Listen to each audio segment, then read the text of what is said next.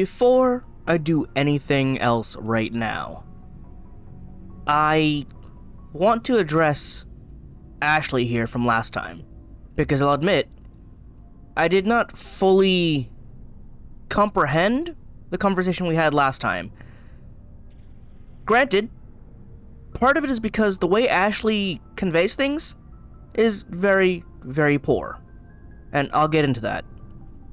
So, the overall thing she was talking about was how the council races would prefer to, keep themselves safe as a whole and easily sacrifice humanity as a disposable pawn.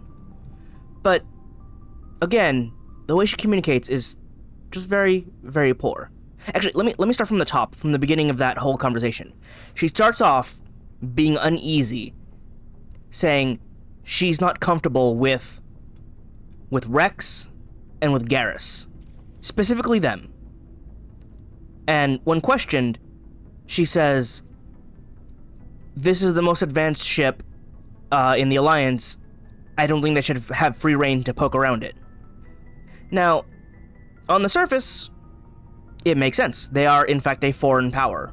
It's not that they're not human, it's they're not Alliance. At least that's what it should be.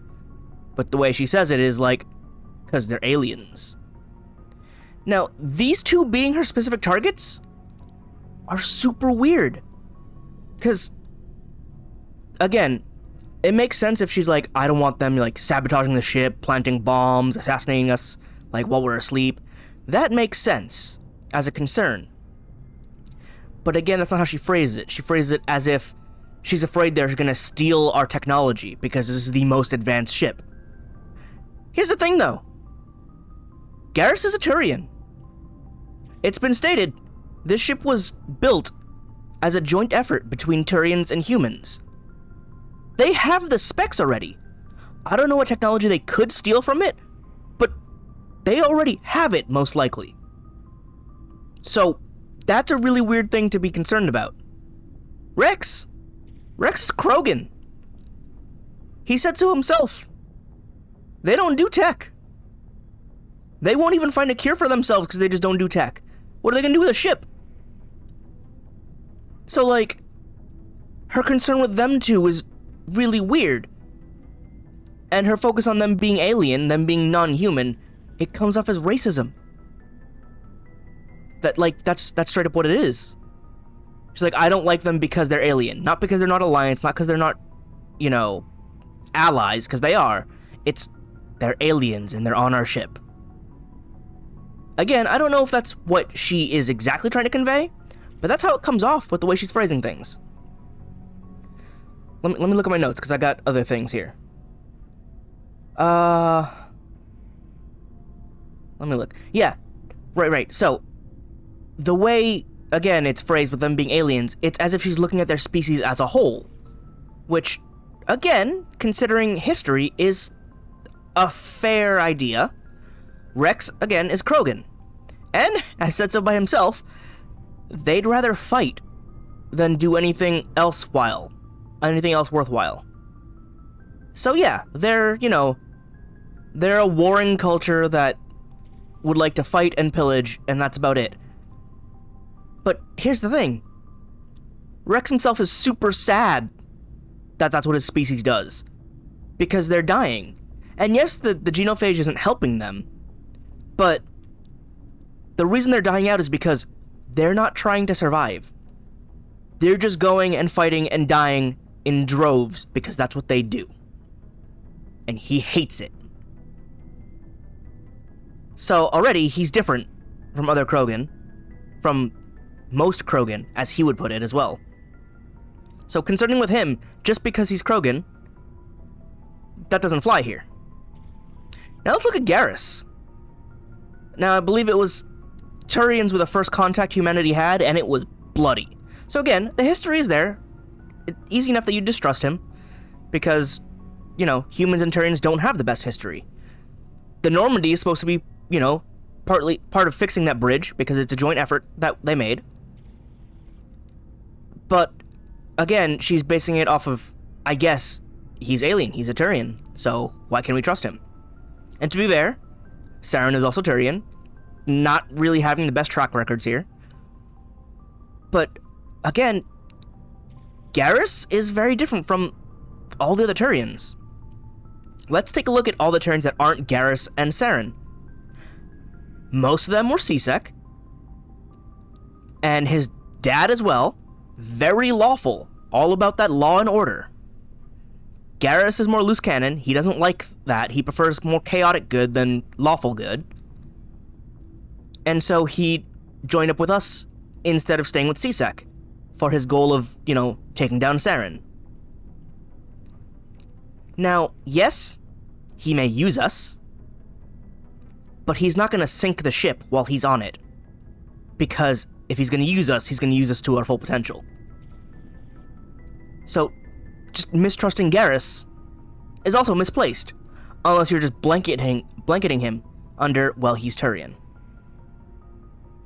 So, again, just racism. Now, her dog analogy is probably the thing that's most misunderstood from what I've seen, and that's because it is a hilariously bad analogy. Like, yeah, you'd sacrifice your dog because it's not human. It's like, no. If you've ever talked to a dog owner, they consider dogs their pets. Like any pet owners, they consider them family. Which is where the crux of her analogy falls apart. Because what she's saying is, the dog is not human, therefore you can sacrifice it. No. What she should be saying is, it's not family, therefore you could sacrifice it. And she's talking about the council, by the way. The dog in the analogy is humanity. They're the dog being sent to attack the vicious space bear.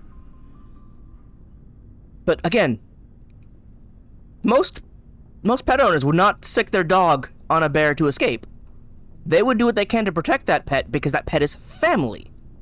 Now, a better analogy would be you'd, leave behind, a classmate, a coworker, like someone else that you know, another person, because they're not family. Because they're not that intricately connected to you, you'd be more willing to sacrifice them. Also, that puts humanity on the same level. So, again, the humans in her analogy are the council. But here's the thing. The council doesn't treat humanity like their loyal, beloved pets. They probably treat them less than that, even. They're more like that rabbit on the side of the road where it's like, I'm gonna throw it at the wolf because the wolf will eat it and I can get away. We're not just following around, nipping at their heels and being like, play with me. Humanity is not a pet dog, and the council is not our owner. So that analogy doesn't work.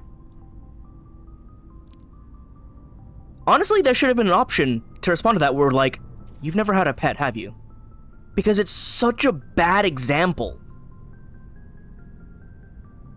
That said, she's not wrong in what she was trying to say.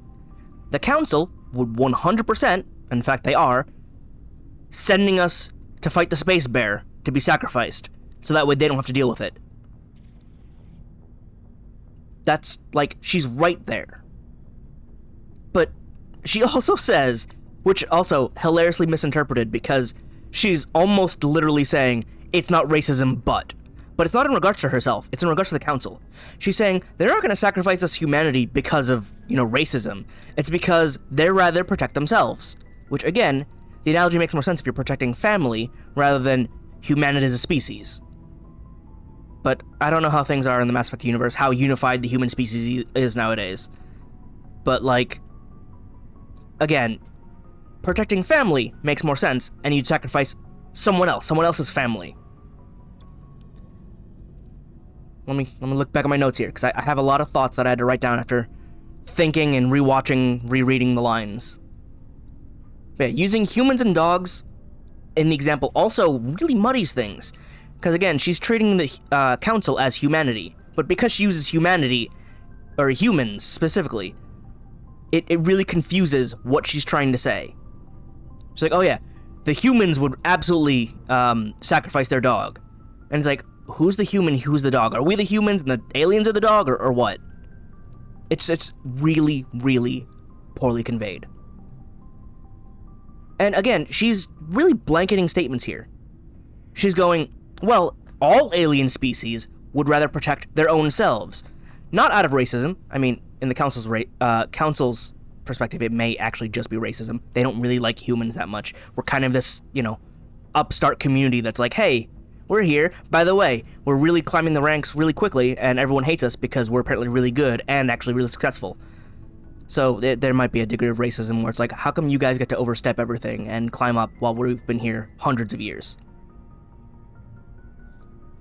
So, it's... Ashley, you're really bad at conveying things. Just, that's the crux of it. I get what she's saying. I don't like what she's saying because she is still being racist underneath it all. Like, I'm maintaining that. She's doing this because aliens. Not because they're bad people, but because they're aliens, therefore they must be bad. That's how it comes across. Oh, also her line on the Citadel about I can't tell the difference between animals and aliens. Again, I understood, but it's still, like, really poorly phrased. I don't know how you'd phrase it better, but just like, what she's saying is basically, I don't know what I can communicate with and what's sort of just hanging out, right? Like, if you walk up to a dog and start having a full conversation, it's not gonna speak back. It's an animal. It's just there. It's hanging out. It can't understand you. So she can't tell, like, if I talk to this, like, imagine going up to a Hanar and saying, like, can I converse with this, or is this just a floating jellyfish? Well, actually, I can converse with it. Oh, okay, I couldn't tell. Like, that makes sense. She's literally going, I don't know what's sentient and what's sapient. I don't know what can think and what's just is. Because again, sentience is, it can feel. It can not understand, but like, it knows, and that's about it. Sapient is, it thinks, it understands, it communicates. So, she doesn't know what can communicate, what doesn't. But she just says it really poorly. Because she's Ashley. I still have a low opinion of her. But I do understand what she's saying and where she's coming from. She just doesn't have an open mind. We'll see how open it gets later, if she develops. Anyway, I'm standing here, but I'm also, since I spoke so much about that, let's just make this part 10 minutes in. Let's make this a Codex episode. Because there's a lot. Do I have level ups? I have level ups. Hang on, let me level up. I do want more electronics. Because better overload, better shields. Come on. Give me the points. Spectre training for advanced unity.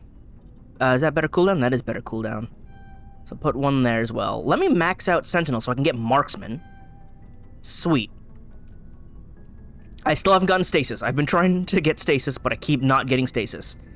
I know it's not like the KOTOR Stasis, but I still want it. Anyway, now that's cleaned up. Codex. I have a lot to listen to. So, this will be a Codex episode. Get ready for this lore, because there's going to be a lot. I'm going to try and clear out as much as I can, but we'll see how long it takes for that to happen. The Asari were the first species. I think I already listened to all of these. Yeah. Council races is fine. Extinct races. 50,000 years ago, the Protheans were the only spacefaring species in the galaxy. They vanished in a swift galactic extinction. Only the legacy of their empire remains. They are believed to have built the mass relays and the Citadel, which have allowed numerous species to explore and expand throughout the galaxy. Prothean ruins are found on worlds across the galaxy. While surprisingly intact for their age, functioning examples of Prothean paleotechnology are rare. Time and generations of looters have picked their dead cities and derelict stations clean. Of course they have. Some believe the Protheans meddled in the evolution of younger races. The Hanar homeworld of Kajay, for example, shows clear evidence of former Prothean occupation. The presence of a former Prothean observation post on Mars has caused a rebirth of interventionary evolutionists among humans. Humans These progress to where they individuals are. believe the god myths of ancient civilizations are misremembered encounters with aliens. Yes, so people evolve to where they are because of, well, interventionary presences. So the Protheans came along and they said, hey, let's level you up as a civilization. And now we have humanity. And then they left. And it's like, all right, have them grow on their own. We'll see how that goes. They advanced our technology. They were our gods, is the idea. I can see that. All right, what about the Rachni? Though now extinct, the That looks Rachni once terrifying. threatened every species in Citadel space. Over 2,000 years ago, explorers foolishly opened a mass relay to a previously unknown system. Oh, don't do And that. encountered something never seen before or since. A species of spacefaring insects guided by a hive mind intelligence. The Flood? Unfortunately, the Rachni were not peaceful, and the galaxy was plunged into a series of conflicts known as the Rachni Wars. Attempts to negotiate were futile, as it was impossible to make contact with the hive queens that guided the race from beneath the surface of their toxic I guess they're not home parasitic. world. The emergence of the Krogan ended the Rachni Wars. Bred to survive the harshest environments, the Krogan were able to strike at the queens in their lairs and reclaim conquered council worlds. But when Krogan fleets pressed them back to their homeworld, the Rachni refused to surrender, and the Krogan eradicated them from the galaxy. Honestly, it's for the best. If they get pushed back that far and are still like, but we want to keep fighting, like, probably best to just, like, remove them. Especially if they threatened all of Council space. Like, if they're a galactic threat of that level, yeah, I can see justifying removing them from the equation. In the early 2160s, Oh, that is the Alliance began terrifying. aggressive colonization of worlds in the Skyllian Verge, much to the dismay of the Batarians, who had been developing the region for several decades. In 2171, the Batarians petitioned the Council to declare the Verge a zone of Batarian interest. The Council refused, however, declaring unsettled worlds in the region open to human colonization. In protest, the Batarians closed their Citadel embassy and severed official diplomatic relations with the Council, effectively becoming a rogue state. Oh dear. They instigated a proxy war in the Verge by funneling money and weapons to criminal organizations, urging them to strike at human colonies. Hostilities peaked with the Skyllian Blitz of 2176, an attack on the human capital of Elysium by Batarian-funded pirates and slavers. Oh, I fought that, didn't I? In 2178, the Alliance retaliated with a crushing assault on the moon of Torfin, long used as a staging base by Batarian-backed criminals. In the aftermath, the Batarians retreated into their own systems and are now rarely seen in Citadel space. So they really hate humans. Like, a lot. Also, I have to bring this up. So, totally unrelated game. Yakuza 0 and Yakuza Kiwami 2. There is a character who goes by the title of Obatarian. The idea being it's a cross between an Obasan, like an auntie or just an old lady, and a battalion, because they're unrelenting and just... Actually, they're just a super Karen, if I think about it now. So I hear and see Batarian, and my brain's going, the Obatarian returned. She's gonna Karen everywhere in space. Also, she has purple hair and a giant, like, cat face sweater. She's really good at talking to people. The Batarians don't seem like they're very good at that, so, you know, very different. Also, they have, like, 8 nostrils and 4 eyes. Honestly, they're kind of just hideous. So, do not want. Let's see what the Keepers are about. When the Asari discovered the Citadel, they also discovered the Keepers, a docile, multi-limbed insect race that seemingly exists only to maintain and repair the Great Prothean Station. Early attempts to communicate with or study the Keepers were failures, and it is now illegal to interfere with or impede Keeper activity. Because they are completely non-threatening, Keepers have become virtually invisible to everyone else.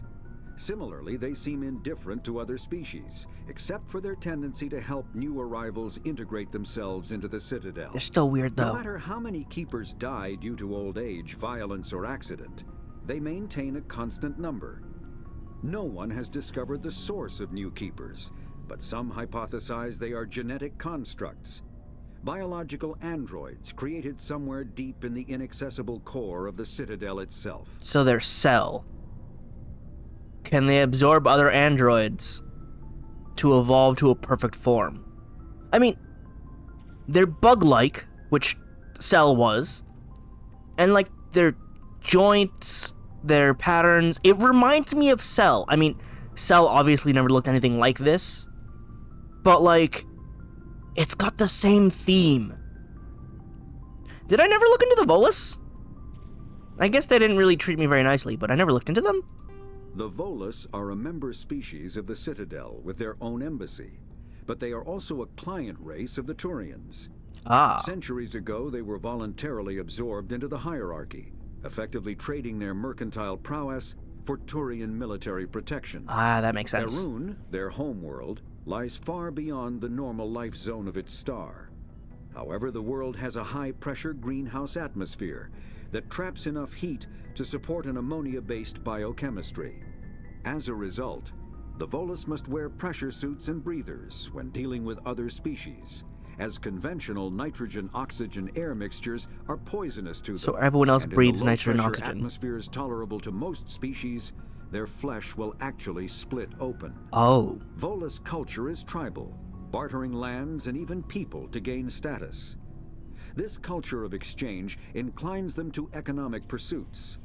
It was the Volus who authored the Unified Banking Act, and they continue to monitor and balance the Citadel economy. Man, if you were in Halo, you'd be grunts. Though they breathe methane, not ammonia. Still, you're a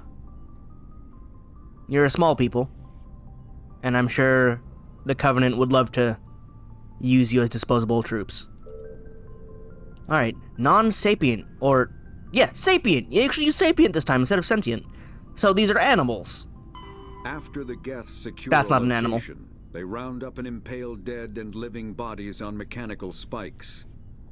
The spikes rapidly transform these victims into withered husks, Somehow. extracting water and trace minerals, and replacing them with cybernetics. How does a spike do The that? cybernetics reanimate the lifeless flesh and tissue, transforming the bodies into mindless killing machines. Cyber zombies. Some Alliance soldiers refer to the husk-generating spikes as dragon's teeth, a reference to the mythological berserkers who sprang up from the earth wherever the teeth of the dragon Eris were planted. That's pretty cool. Dragon's teeth and husks bear little resemblance to other pieces of Geth technology. No one is sure why a synthetic race would bother to drain the minuscule amount of recoverable resources from organic corpses, though the value of reusing them as shock troops is obvious. Yeah, they're very effective as shock troops, also as shocking troops. Thresher maws. Oh yeah, I guess they're a big animal. You know, now that I think about it, Thresher maws have appeared on multiple planets. That means they're not native to those planets. How do they get to other planets? Are there just giant space worms flying through space until they land somewhere and be like, yeah, this land is good enough? Also, they can survive a variety of environments. It's kind of terrifying. Thresher maws are subterranean Look at this guy running carnivores away. that spend their entire lives eating or searching for something to eat. Oh, good. Threshers reproduce via spores that can lie dormant for millennia, yet are robust enough to survive prolonged periods in deep space and atmospheric re-entry. Well, that explains. As a result, thresher spores appear on many worlds, spread by previous generations of space travelers. The body of a thresher never entirely leaves the ground. Only the head and tentacles erupt from the earth to attack. In addition to physical attacks, threshers have the ability to project toxic chemicals and emit bursts of infrasound as a shockwave weapon. I haven't seen a The shockwave Alliance yet. first encountered threshers on the colony of Akuz in 2177. After contact was lost with the Pioneer team, Marine units were deployed to investigate. The shore parties were set upon by hungry threshers, and nearly the entire assault force was killed. Alliance forces recommend engaging Threshers with vehicle-mounted heavy weapons. I agree. Do not fight that on foot. That sounds awful. Alright, let's see about the Citadel. The Citadel is an ancient deep space station, presumably constructed by the Protheans. Since the Prothean extinction, numerous species have come to call the Citadel home. It serves as the political, cultural, and financial capital of the galactic community. To represent their interests, most species maintain embassies on the Presidium, the Citadel's inner ring. The Citadel Tower in the center of the Presidium holds the Citadel Council chambers. Council affairs often have far-reaching effects on the rest of the galactic community. 5 arms, known as the wards, extend from the Presidium. Oh, those are the Their inner wards. surfaces have been built into cities, populated by millions of inhabitants from across the galaxy. The Citadel is virtually indestructible. If attacked, the station can close its arms to form a solid, impregnable shell. For as long as the station has existed, an enigmatic race called the Keepers has maintained it. I mean, it says virtually indestructible, but... I mean, if you landed on it and blew it up from the inside out, probably wouldn't go very well for the Citadel. Alright, about the Council people. The Council is an executive committee composed of representatives from the Asari Republics, the Turian Hierarchy, and the Solarian Union. Though they have no official power over the independent governments of other species, the Council's decisions carry great weight throughout the galaxy. No single Council race is strong enough to defy the other two, That's and good. all have a vested interest in compromise and cooperation. Each of the Council species has general characteristics associated with the various aspects of governing the galaxy. The Asari are typically seen as diplomats and mediators. The Solarians gather intelligence and information.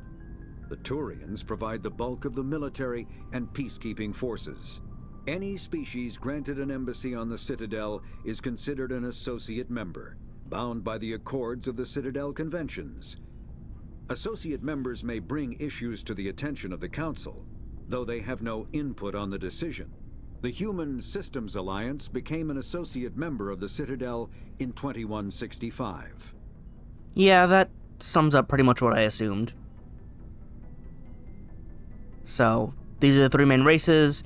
They don't really hold anything over government, but when they decide something, it affects everyone anyway. And... yeah. And then humans joined super recently and are already climbing up the ladder faster than everyone else, much to everyone's annoyance. Citadel Space. Citadel Space is an unofficial term referring to any region of space controlled by a species that acknowledges the authority of the Citadel Council. At first glance, it appears this territory encompasses most of the galaxy. In reality, however, less than 1% of the stars have been explored. Even Mass Effect FTL drive is slow relative to the volume of the galaxy. Empty space and systems without suitable drive discharge sites are barriers to exploration. We can't go too far without Only the mass stopping. relays allow ships to jump hundreds of light years in an instant, the key to expanding across an otherwise impassable galaxy. Whenever a new relay is activated, the destination system is rapidly developed. From that hub, FTL drive is used to expand to nearby star clusters. The result is a number of densely developed clusters, thinly spread across the vast expanse of space, connected by the mass relay network. Alright. So, yeah. Any system that acknowledges the Council is considered Council space, but the galaxy's big. Space is mega big. So, it's only a tiny piece of it. Plus, there's Beyond the Veil where the Geth are hiding, so there's even more out there. Spectres are agents from the Office of Special Tactics and Reconnaissance, and answer only to the Citadel Council. They are elite military operatives, granted the authority to deal with threats to peace and stability in whatever way they deem necessary. They operate independently or in groups of 2 or 3. Some are empathetic peacekeepers, resolving disputes through diplomacy. Others are cold-blooded assassins, ruthlessly dispatching problem individuals. All get the job done one way or another, often operating outside the bounds of galactic law. The Spectres were founded after the Solarians joined the Council. For many years, they operated in secrecy as backroom problem solvers. Only after the Krogan rebellions did their activities become publicized. Assignment of a Spectre is less contentious than a military deployment, but makes it clear that the Council is concerned about a situation. Okay, so I guess Solarians were the first, and they're the tech people. They're like, we're gonna hack in, we're gonna do things. But military operatives grant authority to deal with threats to peace and stability, and some of them are Jedi, and some of them are Sith. Either way, they get the job done. I like assignment of a Spectre is less contentious than a military deployment. So it's like, if they send a Spectre, it's like, they're not declaring war on us, but this is clearly important. Alright. Humanity and the Systems Alliance. There's a lot to go through. Humanity's first contact with an alien race occurred in 2157. At that time, the Alliance allowed survey fleets to activate any dormant mass relays discovered, a practice considered dangerous and irresponsible by Council-aligned races. Yeah, because you don't know where they're going to jump when you. a Turian patrol discovered a human fleet attempting to activate a relay, they attacked.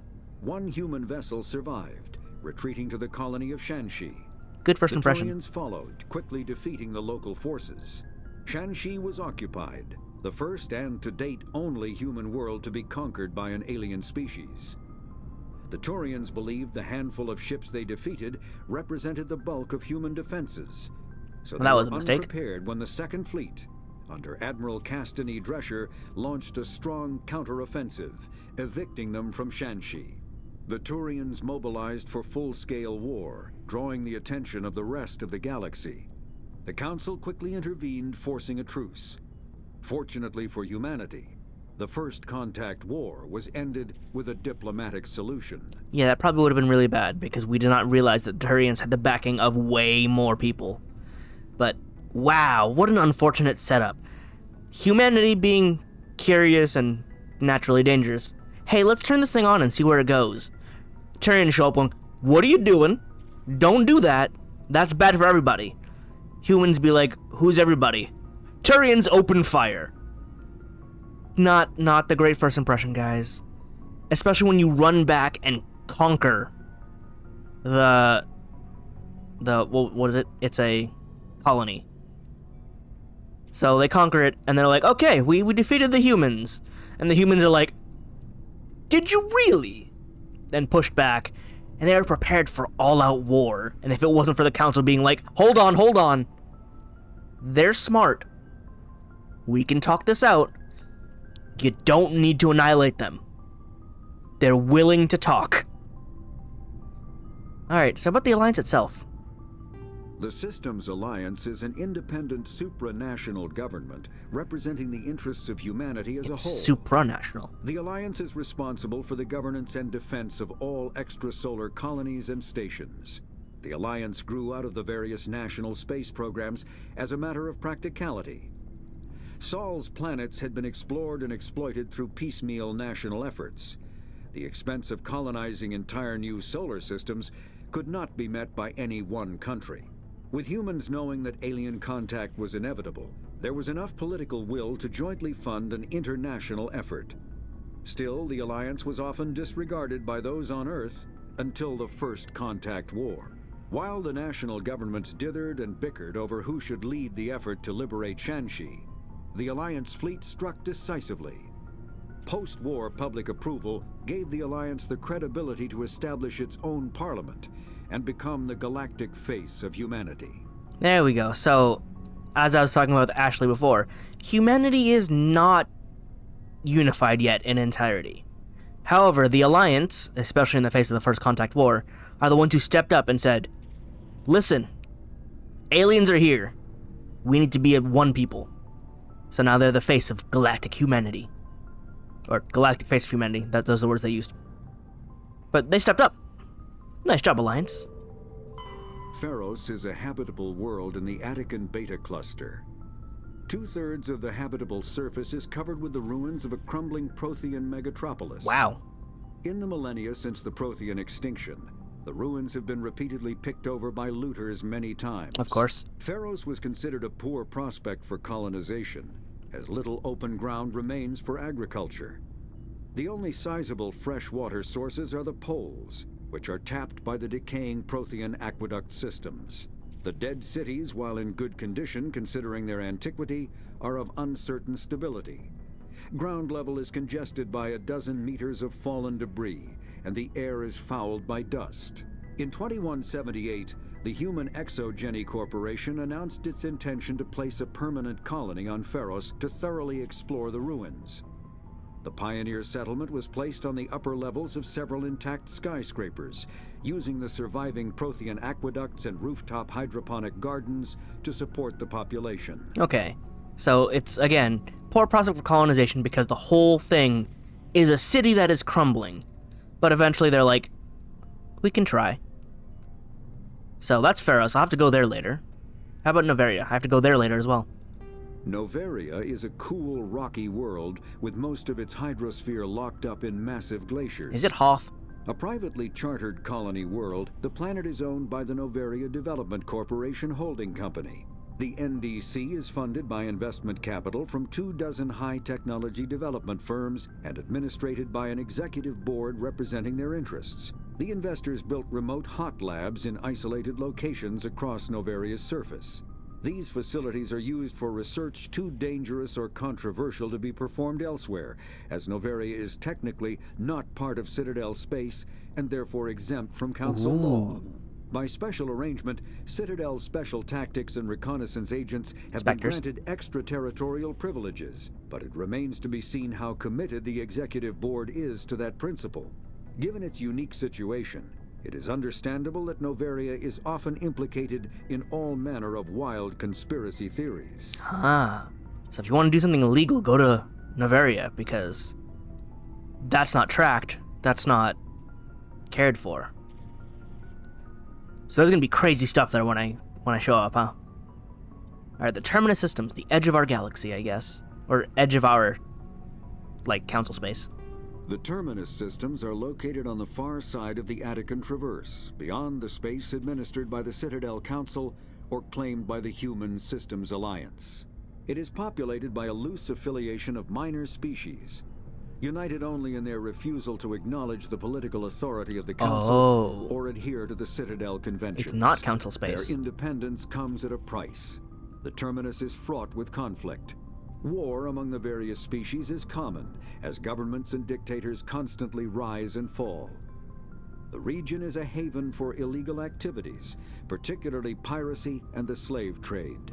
At least once a year, a fleet from the Terminus invades the nearby Attican Traverse. These attacks are typically small raids against poorly defended colonies. The Council rarely retaliates, as sending patrols into the Terminus systems could unify the disparate species against their common foe, triggering a long and costly war. Man, rough seas out there. There are between 200 and 400 billion stars in the galaxy, and less than 1% of them have ever been visited or had their systems properly surveyed. Humanity's early expansion into the Attican Traverse was haphazard, a desperate race to claim habitable planets where populations can be economically settled. Ignored in the wake of this land grab were thousands of less hospitable worlds, each potentially rich with industrial resources. The wealth of entire solar systems lies untapped, waiting for corporate survey teams or independent pioneers to discover and exploit them. However, this is not an easy task. In addition to the environmental hazards, the fact that uncharted worlds are largely ignored makes them popular bases for criminals, revolutionaries, cults, and others who wish to remain unnoticed by galactic society. So we can't live there, but they got resources. The problem is, they also got people that are trying to hide. Like, it's technically not colonized, but you can have a shelter there that's like, you know, as long as you continually bring back supplies, you'll be able to survive there.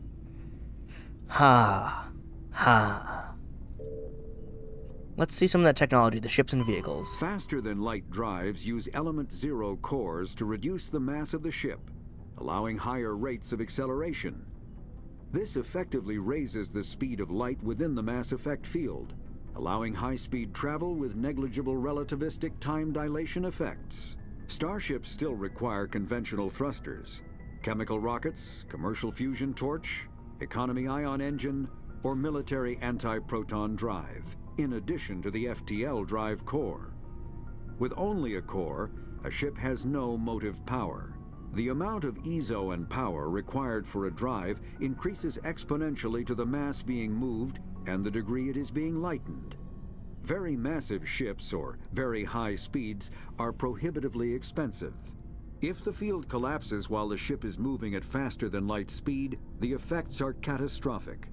The ship is snapped back to sublight velocity, the enormous excess energy shed in the form of lethal Cherenkov radiation.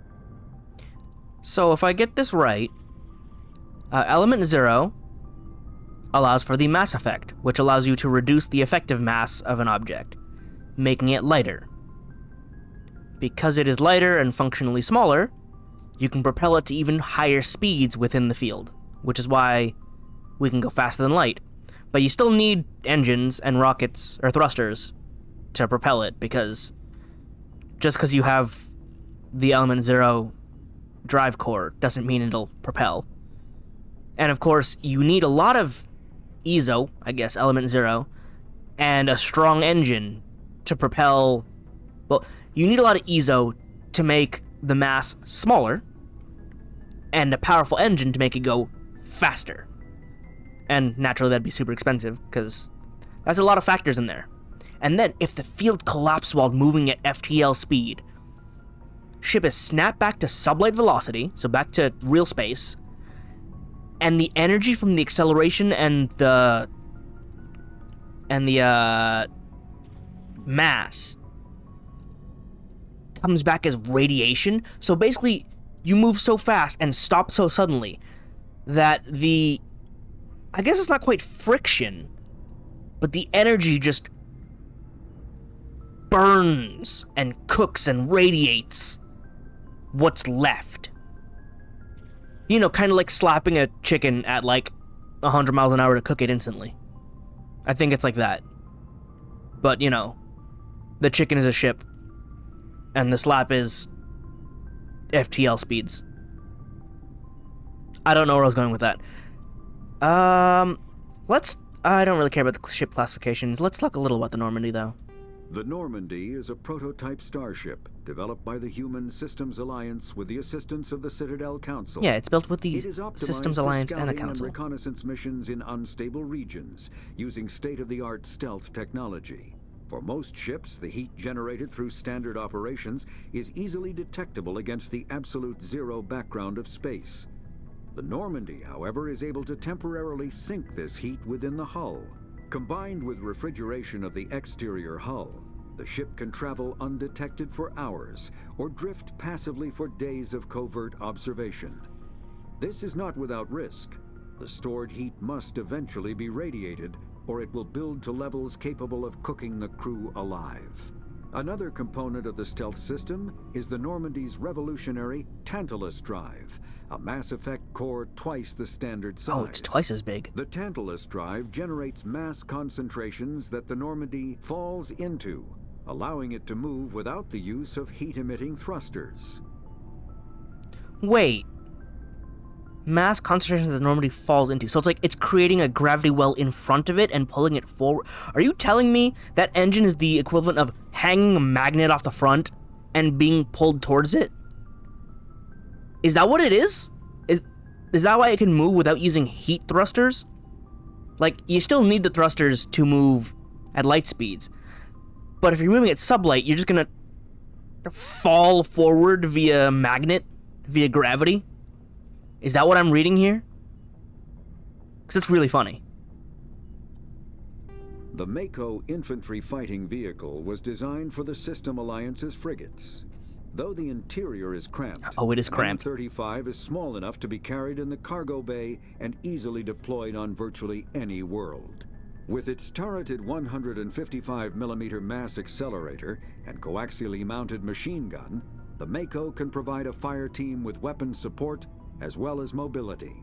Since Alliance Marines may be required to fight on any world, the Mako is environmentally sealed and equipped with microthrusters for use on low-gravity planetoids. Thank goodness for those thrusters.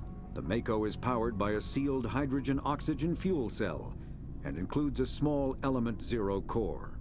While not large enough to nullify the vehicle's mass, the core can reduce it enough to be safely airdropped. Oh. When used in conjunction with thrusters, it also allows the Mako to extricate itself from difficult terrain. That's why it's so bouncy, why it can be dropped with no repercussions. That's why the shocks are so good. Because it'll just be like, no. I'm lighter right now. No impact. Also, if the mass accelerator is the main gun and the mounted machine gun is coaxially mounted, meaning it's the side gun, why is the main fire button the machine gun and the secondary fire the cannon? Those should be flipped. That's why I was confused when I first used it, where I only thought I had the machine gun, and then accidentally found out I had a cannon because I bumped my mouse. Because I bumped the secondary fire button. Let's see technology. Biotics is the ability of I like rare biotics. individuals to manipulate dark energy and create mass effect Wait, fields through listen the to use this. of I remember. electrical impulses from the Because brain. telekinesis, kinetic fields, and Intense distortion. training and surgically implanted Let's talk about EZO. amplifiers are, when subjected to an electrical current, the rare material dubbed Element 0, or EZO, emits a dark energy field that raises or lowers the mass of all objects within it. This mass effect is used in countless ways, from generating artificial gravity to manufacturing high-strength construction materials. It is most prominently used to enable faster-than-light space travel. EZO is generated when solid matter, such as a planet, is affected by the energy of a star going supernova. Oh. The material is common in the asteroid debris that orbits neutron stars and pulsars. These are dangerous places to mine, requiring extensive use of robotics, telepresence, and shielding to survive the incredible radiation from the dead star. Only a few major corporations can afford the setup costs required to work these primary sources. Humanity discovered refined Element 0 at the Prothean Research Station on Mars, allowing them to create mass effect fields and develop FTL travel. Wow. No wonder we jumped up so far in technology so quickly. We had refined EZO immediately. We didn't have to worry about finding it, mining it, or figuring it out. We could just use it. Element 0 can increase or decrease the mass of a volume of space-time when subjected to an electrical current. With a positive current, mass is increased. It's gonna make things heavier. With a negative current, mass is decreased. The stronger the current, the greater the magnitude of the dark energy mass effect. In space, low-mass fields allow FTL travel and inexpensive surface-to-orbit transit.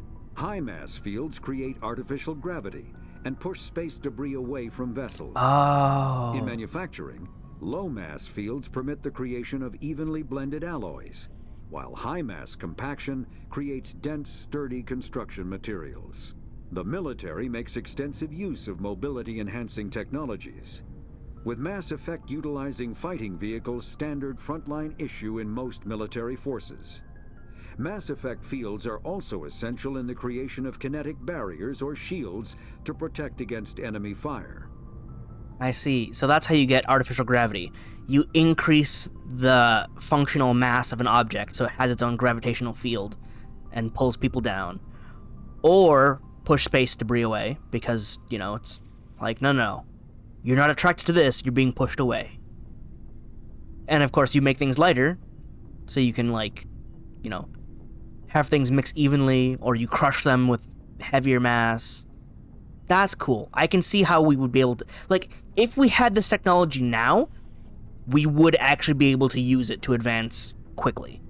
It wouldn't be too much of a mystery of, what do we do with this? We have ideas of what we can do.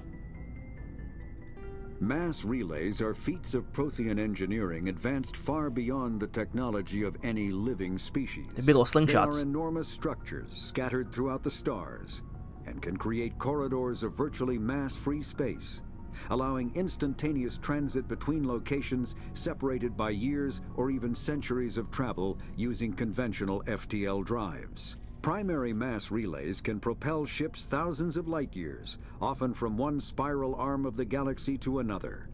However, they have fixed one-to-one connections. A primary relay connects to one other primary relay and nowhere else. Okay, so it's two-way, Secondary and that's it. relays can only propel ships across a few hundred light years. However, they are omnidirectional. A secondary relay can send a ship to any other relay within its limited range. I see. That's how you can go to different There are many systems. dormant primary relays whose corresponding twins have not yet been located. These are left inactive until their partner is charted, as established civilizations are unwilling to blindly open a passage that might connect them to a hostile species. Which is why the Turians open fire on the Earthlings. Because they're like, don't turn that on. We don't know where it goes. We don't know what corridor that's going to open up, and we don't know what's on the other side.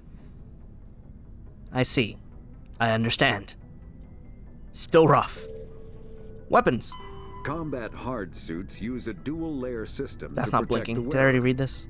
The Or listen? inner layer consists of fabric armor with kinetic padding. Areas that don't need to be flexible, such as the chest or shins, are reinforced with sheets of lightweight, ablative ceramic. The outer layer consists of automatically generated kinetic barriers. Objects traveling above a certain speed will trigger the barrier's reflex system and be deflected, provided there is enough energy left in the shield's power cell. Armored hard suits are sealable to protect the wearer from extremes of temperature and atmosphere. Standard equipment includes an onboard mini-frame and a communications, navigation, and sensing suite. The mini-frame is designed to accept and display data from a weapon's smart targeting system to make it easier to locate and eliminate enemies. Fancy. So that's how the HUD works, basically. But armor is armor, and also has some tech in there to help figure things out. Mass accelerators. A mass accelerator propels a solid metal slug using precisely controlled electromagnetic attraction and repulsion. Every gun's a The railgun? slug is designed to squash or shatter on impact, increasing the energy it transfers to the target. If this were not the case, it would simply punch a hole right through, doing minimal damage. Accelerator design was revolutionized by Element Zero. A slug lightened by a mass effect field can be accelerated to greater speeds, permitting projectile velocities that were previously unattainable. If accelerated to a high enough velocity, a simple paint chip can impact with the same destructive force as a nuclear weapon. Yeah, However, I can see that. mass accelerators produce recoil equal to their impact energy. This is mitigated somewhat by the mass effect fields that rounds are suspended within. But weapon recoil is still the prime limiting factor on slug velocity. So that explains why guns still have recoil, because Newton's law. So that still functions despite mass effects. But yeah, that's crazy. Just like take the smallest thing and be like, I'm propelling this at high speeds, and when it hits, it's gonna hit hard. Small arms guns. All modern infantry weapons, from pistols to assault rifles, use micro-scaled mass accelerator technology. Projectiles consist of tiny metal slugs suspended within a mass-reducing field, accelerated by magnetic force to speeds that inflict kinetic damage. There we go. The ammo magazine is a simple block of metal. The gun's internal computer calculates the mass needed to reach the target based on distance, gravity, and atmospheric pressure, then shears off an appropriate-sized slug from the block. A single block can supply thousands of rounds, making ammo a non-issue during any Literally engagement. shooting grains of sand. Top-line weapons also feature smart targeting that allows them to correct for weather and environment. Which is why everything only shoots Firing on a straight. target in a howling gale feels the same as it does on a calm day at the practice range.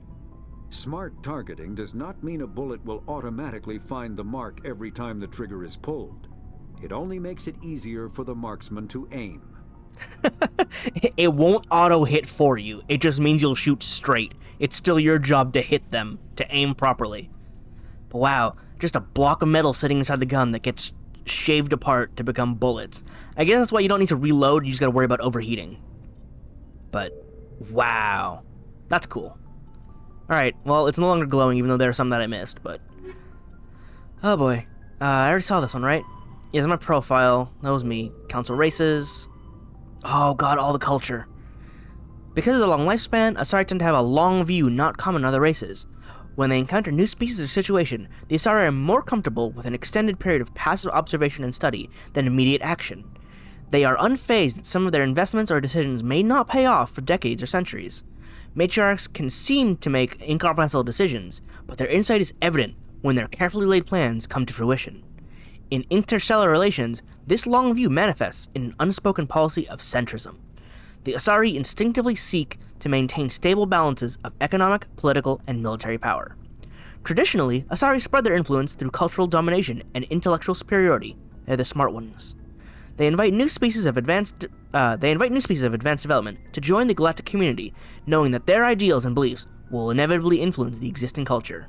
So they're always looking for new people because they know we can evolve, we can grow from this. So the government. The Asari came late to the concept of world government. Really? For centuries, their homeworld of Thesia was dotted with loose confederacies of great republican cities. The closest earthly equivalent would be the ancient Mediterranean city-states. Seriously? Mesopotamia? Or Greece? Either way, since the Asari culture values consensus and accommodation, there's little impetus to form larger principalities. Rather than hoard resources, the Asari bartered freely. Rather than attack one another over differing philosophies, they sought to understand one another. Oh, so you don't really do the war thing as much as anyone else. You're still effective, though. Only in the information age did the city-states grow close. Communication over internet, not extranet or whatever, but internet, their internet, evolved into an electronic democracy. Asari have no politicians or elections, but a freewheeling, all-inclusive legislature that citizens can participate in at will. Policy debates that take place at all hours of the day in official chat rooms and forums moderated by specially programmed virtual intelligences. All aspects of policy are open to plebiscite at any time. In any given debate, the Asari tend to lend the most credence to the opinions of any matriarchs present, nearly always deferring to the experience of these millennia-old wise women. Achieving consensus through public debate may take too long in a crisis. In cases where prompt, decisive action is required, the Asari defer to the wisdom of local matriarchs. So if we can't decide fast enough, the smart people take care of it. Otherwise, everyone gets to talk. Somehow they seem to keep it civil. Unlike Twitter, where everyone has a voice. And no one should have a voice. Anyway, Solarians. You guys are weird. That was mean, I shouldn't say that. Before they joined the Citadel Council, the Solarians' most potent military tool was a small reconnaissance team known as the League of One. Their primary training was in espionage and assassination. Oh, so you're the proto-specters. Never more than a dozen strong, the team was adept at infiltrating the tightest defenses and eliminating all necessary obstacles. Only a few top members of government and military were privy to the League's identities. League members wore no distinguishing garments and held no particular rank. The only evidence of their participation in the League was a small medallion presented to each member upon induction. This secrecy was maintained until the formation of the Council.